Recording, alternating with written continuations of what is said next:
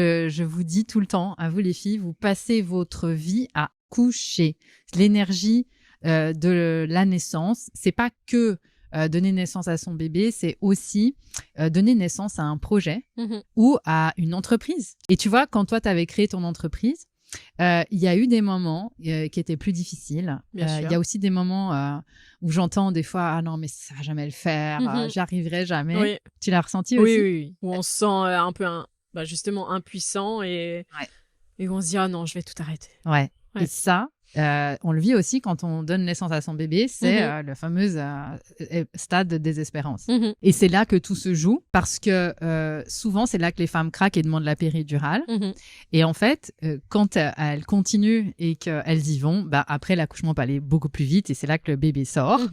Et en fait, j'ai commencé à utiliser cette métaphore dans le mastermind parce que je me suis rendu compte, à force d'animer les ateliers, que en échangeant avec la majorité d'entre vous, vous êtes des auto-entrepreneuses. Et quand j'ai commencé le mastermind, j'ai décidé de mélanger les femmes enceintes, les pas enceintes, les professionnels. Et en écoutant toutes les femmes et en échangeant dans les ateliers, c'est là que je me suis rendu compte, je me suis dit, mais attends, il y a toujours les mêmes étapes de la phase de conception à la phase de gestation, à la phase de naissance. Il y a un peu ce moment où tu as ces contractions aussi, tu vois.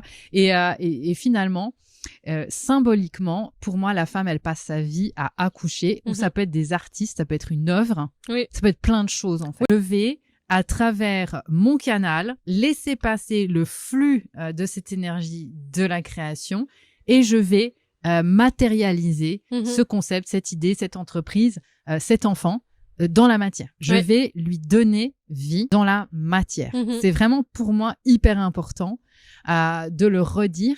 Nous avons, nous, en tant que femmes, pouvoir de matérialiser l'invisible.